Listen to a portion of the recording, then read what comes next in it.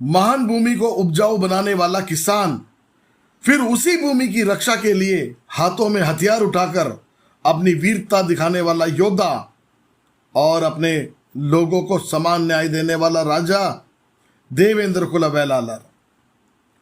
नमस्कार, मेरा नाम रमेश सियारजी है। मैं देवेंद्र नो देवेंद्र कुल वेलालर इतिहास का सबसे पुराना मानव और आदि तमिलियन है। पहाड़ों पर जब पहली बार हमने ये सोचा कि अन्न उगाएंगे, तब पहाड़ों पर पथरीली जमीन और कटीली जमीन को हमने जब उपजाऊ बनाया तो हमें मल्लर बोला गया। लेकिन बहुत जल्द हमको ये पता चल गया था कि बारिश के पानी से सब कुछ नहीं उगाया जा सकता। इसीलिए जब हम समतल जमीन पर नदी के किनारे बसने लगे और नदी के किनारे जब हमने पहली बार खेती किया तो हमारा नाम पल्लर पड़ गया, हमें पल्लर बोला गया। और यहीं पर हमने अपने खेत बनाए, फसल उगाए, नदी के पानी को खेतों तक ले गए, सिंचाई करना सीखा, खेतों के लिए हल बनाना सीखा, हल चलाने के लिए जानवरों का इस्तेमाल सीखा, फसल कटाई के लिए औजार बनाना सीखा, उसी नदी में मछली पकड़ने के लिए जाल बनाना सीखा, अन्न को पकाने के लिए बर्तन बनाना सीखा और ज़रूरत के हिसाब से समय समय पर हमने बहुत कुछ बनाया, बहुत कुछ बनाना सीखा और दुनिया को सिखाया। वही भारत और दुनिया का सबसे पुराना किसान पल्लर कहलाया। इसका प्रमाण तमिल इतिहास की सबसे पुरानी किताब सुड़मणि निकंडू में भी लिखा है। आप कोई भी चेक कर सकते हो। और नदी के किनारे पहली सिविल सोसाइटी का जन्म हुआ, इसका उल्लेख पूरी दुनिया के किताबों में और इतिहास की किताबों में लिखा हुआ है। तमिलनाडु के आदि चलनूर की खुदाई में जो भी पुराने सामान मिले, पुराने मटके, पुराने बर्तन, पुराने हथियार, और ये सब कुछ सबूत है। तमिल सिविल सोसाइटी का जो जन्म हुआ उसका सबूत है, जो आज पूरी दुनिया के सामने है। पल्लर ने जब हल बनाया और उस हल का इस्तेमाल अपने खेतों पे किया तो उसका नाम उलवर पड़ा और उसको कलमर भी बोला गया। लेकिन पल्लर समाज वेलांद मांदर के नाम से प्रसिद्ध हुआ। वेलांद मांदर जो खेतों में सभी प्रकार के अन्न और अनाज उगा सकता है, उसको वेलांद मांदर कहते हैं और वेलांद मांदर के नाम से वो ज़्यादा प्रसिद्ध हुआ। इस दौरान एक बात सबको समझ में आ गया था कि कृषि के अलावा और कोई काम उत्तम काम नहीं है। अगर कोई काम सबसे ज़्यादा उत्तम है तो सिर्फ किसानी है, जो वेलांद मांदर करता है। इसीलिए पूरा का पूरा समाज, पूरा का पूरा समुदाय वेलांद मांदर पर ही निर्भर रहने लगा। उसी दौरान वेलांद मांदर किसान, उसकी कटाई के फसल चोरी होने लगे और किसान वेलांद मांदर बहुत ज़्यादा दुखी रहने लगा। और यही वो समय है जब उसने निर्णय लिया कि चोरों से खुद ही निपटना पड़ेगा। तो किसान ने अपने हाथों में पल्लर ने जब हल बनाया, और यही वो समय था जब एक हाथ में हल और एक हाथ में बाला उठाकर किसान ने दुनिया को यह बताया कि इस हाथ से जमीन को उपजाऊ भी बना सकते हैं और उसी हाथ से बाला उठाकर अपनी जमीन की रक्षा भी कर सकते हैं। जब वेलांद मांदर ने बाला उठाया तो उसका नाम वेलन पड़ा, वेलन। और यही नदी के किनारे पहली बार वेलांद मांदर ने अपना घर बनाया, गांव बनाया और इतिहास में पहली बार परिवार में एक साथ रहने लगा। तब हमें कुटुंबर के नाम से पहचान मिली और यहीं से मानव कुटुंब में एक साथ रहता, खाता, अपना जीवन व्यतीत करने लगा परिवार के साथ। अब कुटुंबर ने नदी के किनारे और नई जगहों की तलाश करने लगा और बसने लगा। इस तरह से कुडुम्बर देश और दुनिया के कोने कोने पर पहुंच गया। अलग अलग भाषा, अलग अलग बोली और स्थान खान पान से रहन सहन में भी कुछ बदलाव आया। और आज भी हम अलग अलग स्थानों पर अलग अलग नामों से जाने जाते हैं। कहीं हम कुडुम्बर के नाम से जाने जाते हैं तो कुडुम्बी, कुर्मी, कुनबी, कुबी, पटेल, चौधरी, पाटीदार, कुमाई, मल्ला और वर्मा तथा और कुछ अन्य नामों से और उपनामों से हम जाने जाते हैं। जब चोरों से अपने खेतों और अनाज की रक्षा करने के लिए हमने हथियार उठाया तो हमारा नाम वेलन पड़ गया। देवेंद्र कुल वेलालर ने एक हाथ में हथियार और एक हाथ में हल उठाया। हल को जोतकर जमीन को उपजाऊ बनाया तो उसी मिट्टी की रक्षा के लिए हथियार भी बनाया, हल बनाया। अब हथियार चलाने वाले वेलन को गांव और खेतों की रक्षा की जिम्मेदारी मिल गई थी। अब पूरा समाज वेलन पर निर्भर रहने लगा, क्योंकि वेलन उनके अनाज और खेतों, घरों सबकी रक्षा करने लगा था। अब वेलन को समाज में रक्षक की उपाधि मिल गई। बहुत ही जल्द वेलन को सरपंच और समय के अनुसार उसे राजा बनाया गया। राजा बनते ही जब तेजी से विस्तार हुआ, विकास हुआ, सारे गांव जब शहर बनने लगे, हर गांव में बड़े बड़े मंदिर बनाए गए, गलियां बनाई गई, सड़कें बनाए गए और राज्य के लोगों के विकास के लिए क्रांतिकारी बदलाव किया गया। राजा द्वारा राज्य के लोगों को जब समान न्याय की व्यवस्था स्थापित किया गया तो राज्य के लोगों ने उसी राजा को भगवान का दर्जा दिया। पूरी श्रद्धा से जो राजा अपनी प्रजा की रक्षा करेगा और प्रजा को समान न्याय देगा, उस राजा को भगवान का दर्जा दिया जाएगा। तिरुकुरल में भी इसका उल्लेख किया गया है। किस तरीके से एक साधारण मनुष्य पैदा होकर किसान बनता है, सरपंच बनता है, राजा बनता है और उसको भगवान का दर्जा भी दिया जाता है। देवेंद्र वेलालर को वह जंगल जो माया से बड़े देवताओं का निवास है, जहां दुनिया के शासक रहते हैं, उस जंगल में बहने वाला मीठे पानी का भगवान जो इंद्र है, और वहां रेतीली धरती जहां भगवान वरुण का वास है, वह जंगल, खेत खलियान, मिट्टी, रेतीली जमीन, समुद्र के किनारे और जंगलों में लगे पेड़, कटीले जमीन, पथरीले जमीन, रेतीले जमीन और समतल जमीन, इन सबको उपजाऊ बनाने वाला देवेंद्र कुल वेलालर है और इसका वर्णन हमेशा होता रहेगा। ये तमिल तोलकापियम किताब में भी इसका वर्णन है। ईपी 19 ईस्वी में कवि श्री शिव सुब्रमण्य जी ने अपनी किताब नाम अवीमम में भी लिखा है, वंदन, मल्लर, कलमर, ओलवर, ये सभी समुदाय पल्लर समुदाय का ही हिस्सा है और पल्लर समुदाय सबसे पुराना और आदि किसान है। हे राजा, कड़ी धूप में खेतों में पसीने बहाने वाला मल्लर, अन्न उगाकर हमारा पेट भरने वाला राजा पल्लर की जय हो, की जय हो, की जय हो। ये राजा के प्रशंसा में लोगों द्वारा गाया जाता था उस समय का लोकगीत जो आज भी लिखित है। इस तरह किसान एक राजा और राजा भगवान का पुत्र, देवताओं का पुत्र और इंद्र भगवान का पुत्र देवेंद्र कहलाया। अब यहीं से पल्लर राजा भगवान इंद्र की संतान देवेंद्रन कहलाने लगे। तमिल इतिहास के जानकार श्री MC कंदैया पिल्लई ने भी मल्लर और पल्लर को देवेंद्र कुल वेलालर के नाम से ही संबोधित किया था। इतने महान इतिहास में पैदा होने वाला पल्लर समुदाय पांडियन राजा के समय पर भी बड़े बड़े पदों पर ही नियुक्त था। सन 1258 के खुदाई में जो पत्थर मिले उन पत्थरों पर कई जातियों के नाम लिखे थे। जैसा कि हम सबको पता है कि उस समय कोई जाति नहीं होती थी।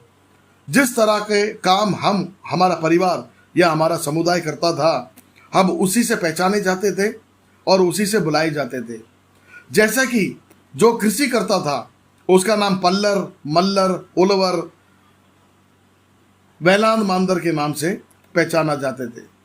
उसी तरीके से जो अलग अलग काम आपके द्वारा या आपके परिवार के द्वारा या समुदाय के द्वारा किया जाता था, उसी नाम से उस समय बुलाए जाते थे, पहचाने जाते थे, जो आज हमारी पहचान और हमारी जाति बन गई है।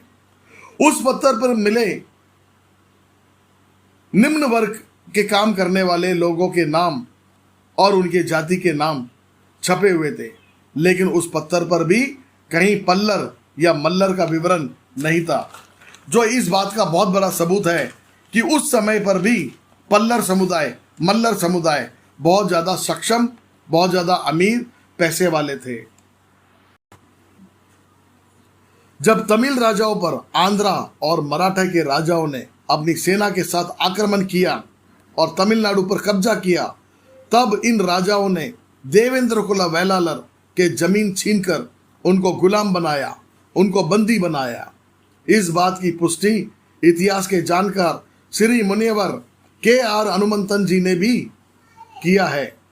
All these traditions stress the fact that the Pallas were an ancient community of Tamil Nadu, owners of the land and great cultivators, especially of the wetland of the country. Therefore, they seems to have been suppressed into slavery in the course of time by later waves which came from Andhra and Maharashtra. Dr. K.R. Hanumantan pointed out in his book The Untouchability.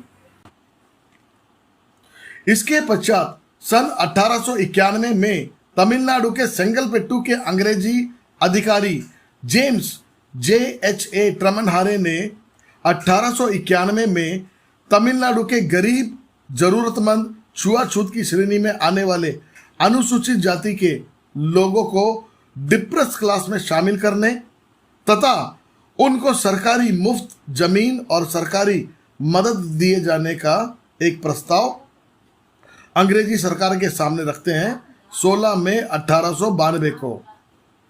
पर 30 सितंबर 1892 को अंग्रेजी सरकार ने England से इस कानून को पारित कर दिया था। इस समय भी देवेंद्र कुल वेलालर समुदाय को डिप्रेस क्लास की श्रेणी में शामिल नहीं किया गया अंग्रेजों द्वारा। यह भी इस बात का प्रमाण है कि देवेंद्र कुल वेलालर समाज उस समय उच्च पद, पैसा और उच्च श्रेणी में रहता था। सन 1919 में जब सरकार जीत कर आती है तो वह यह जानना चाहती है कि डिप्रेस क्लास में कितने समुदाय हैं और कितने समुदाय को और इसके अंदर शामिल किया जा सकता है। देवेंद्र कुल वेलालर को एससी या अनुसूचित या डिप्रेस क्लास में शामिल नहीं किया गया था। सन 1922 में चुनाव जीतकर एक और नई सरकार आती है और इस सरकार ने भी तमिलनाडु के अंदर सर्वे किया कि किस राज्य में गरीब और जरूरतमंद समुदाय कौन कौन सी है जिसे सरकारी मदद की जरूरत है। देवेंद्र कुल वेलालर समुदाय को इस सर्वे में भी जगह नहीं मिली। यह भी प्रमाण है कि देवेंद्र कुल वेलालर सक्षम समुदाय था। यह सर्वे 1817/1922 सर्वे के नाम से आज भी रिकॉर्ड में है। अभी तक देवेंद्र कुल वेलालर समुदाय ने ना सरकारी मदद ली थी, ना मुफ्त में जमीन ली थी, ना सरकार से किसी और तरह का मदद लिया, जो साफ साफ ये बताता है कि देवेंद्र कुल वेलालर समुदाय बहुत सक्षम था। इसीलिए उनको आज तक अनुसूचित जाति या डिप्रेस क्लास के अंदर शामिल नहीं किया गया था। ईपी 1924 को चेन्नई में स्थित देवेंद्र कुल वेलालर महासभा के मुखिया श्री A.G. श्रीनिवासन जी ने अंग्रेजी सरकार को एक पत्र लिखकर यह कहा कि हम देवेंद्र कुला वेलालर समुदाय बहुत ही सक्षम है। हमें देश के पहले किसान कुडुंबर, मल्लर, पल्लर, पन्नाडी, कड़यार, कलड़ी नाम से जाने जाते हैं। हम भारत के पहले और आदि तमिलियन हैं। हम पहले किसान हैं। हम तमिलनाडु के ताम्रवर्णी नदी के किनारे बसते हैं। तिरुनेलवेली और तेनकासी में रहने वाले मल्लर परिवार कृषि के साथ साथ कपड़ा बनाने का भी काम करते हैं, इसलिए इन्हें मनरेयार भी कहा जाता है। और हम बहुत सक्षम हैं। हमें डिप्रेस क्लास या अनुसूचित जाति के अंदर सम्मिलित ना किया जाए। हमको सरकारी जमीन या सरकारी मदद की आवश्यकता नहीं है। जैसे कि हम सब लोग जानते हैं कि अंग्रेजों ने जब भारत पर कब्जा किया तो उन लोगों ने ऐसे ऐसे कानून बनाकर हमारे ऊपर थोपा जिसकी जरूरत भी नहीं थी। लेकिन बाद में अंग्रेजी सरकार ने ऐसा कानून बनाया कि कोई भारतीय अगर कर चुकाता है, टैक्स चुकाता है, तो वो विधानसभा का चुनाव लड़ सकता था। डिप्रेस क्लास या अनुसूचित जाति में आने वाले व्यक्ति जो सरकारी जमीन और सरकारी मदद प्राप्त करते हैं, वो चुनाव नहीं लड़ सकते थे।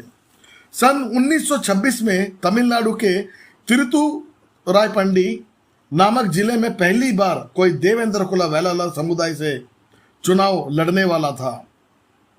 श्री माननीय त्यागु वायकरार ने ब्रिटिश काल में टैक्स दिया, विधानसभा का चुनाव लड़ा और विधानसभा का चुनाव उन्होंने जीत कर भी दिखाया।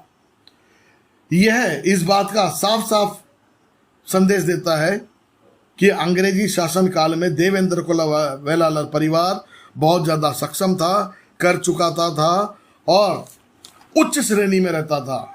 इसी दौरान उनको कभी डिप्रेस क्लास या अनुसूचित जाति के अंदर नहीं लाया गया।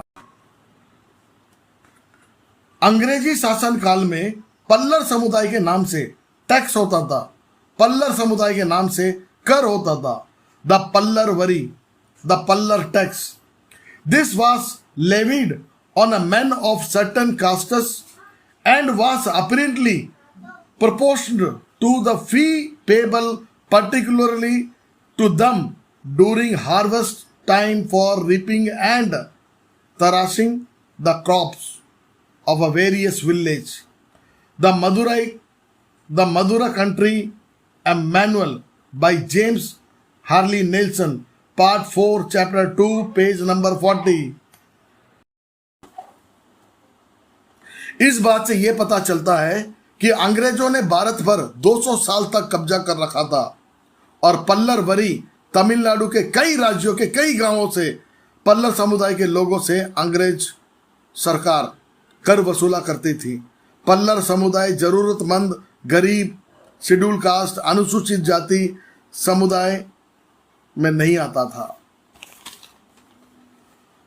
पर देवेंद्र कुला वेलालर उच्च जाति स्तरीय पद समुदाय में गिना जाता था। सन 1947 में श्री A.P. रामास्वामी जी के समय उनके नेतृत्व में पुनिया कमेटी लाया गया।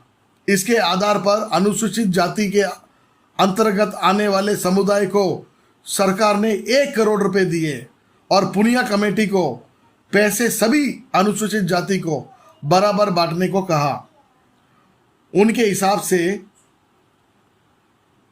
पुनिया कमेटी ने देवेंद्र कुला वेलालर को कोई पैसा नहीं दिया था। यह कहा गया कि देवेंद्र कुला वेलालर समुदाय पैसे वाला समुदाय है, जमींदार है और सक्षम है। यह रिपोर्ट पुनिया कमेटी ने उसी दौरान बेलंद मांदर सन 1998 में श्री प्रोफेसर ए करपैया जी और उनके साथियों ने एक रिसर्च किया, land and the caste of South Indian village के नाम से। तो यह पता चला कि तमिलनाडु का जितना भी जमीन है, तमिलनाडु के भी खेत हैं, ये सारा का सारा आज भी देवेंद्र कुला वेलालर के नाम पर ही है। देवेंद्र कुल वेलार समुदाय का बैकवर्ड कास्ट में होने का, कोई कास्ट में होने का सबूत मिला है। श्री PM कंदस्वामी जी देवेंद्र कुल वेलालर और पल्लर जाति की प्रतिनिधि बनाए गए। इनको पल्लर जाति का MLC गजेटेड अधिकारी नियुक्त किया गया था। We resolve that PM Kandaswamy Mupnar is a fit person to be nominated to the Madras Legislative Council as representing the backward community. Devendra तिरुकुलर पल्लर्स VTK 12 January 1924 UO number 1247 dated 14 अप्रैल 1924। तमिलनाडु में देवेंद्र कुल वेलालर समुदाय के कई अंग हैं, जैसे मुप्पन बैकवर्ड कास्ट में आते हैं, पन्नाडी मोस्ट बैकवर्ड कास्ट में आते हैं, कुर्मी OBC में आते हैं अदर बैकवर्ड कास्ट में, पटेल गुजरात में और देश भर में अदर बैकवर्ड कास्ट में आते हैं और अन्य राज्य में भी बैकवर्ड कास्ट में आते हैं। पर देवेंद्र कुल वेलालर पल्लर बैकवर्ड कास्ट में आते थे, परंतु तमिलनाडु के मुख्यमंत्री श्री के कामराज जी ने 1957 में हमें जबरन अनुसूचित जाति के अंदर सम्मिलित कर दिया और 1957 से लेकर आज तक 68 सालों से हम यही मांग कर रहे हैं कि हम अनुसूचित जाति में नहीं हैं, हम SC में है, हम इससे बाहर आना चाहते हैं। पूरे तमिलनाडु के देवेंद्र कुल वेलालर समुदाय के लोग अनुसूचित जाति से बाहर आना चाहता है। हमें BC OBC MBC किसी में भी लाया जाए, लेकिन हमें SC से बाहर किया जाए। हम देश के पुराने किसान, आदि किसान हैं। मोदी जी, आपने कहा था कि तुम देवेंद्रन हो तो मैं नरेंद्र हूं। आप हमारे भाई हो, बड़े भाई हो, आप ही से हमें उम्मीद है और आप ही हमें बाहर ला सकते हो। धन्यवाद।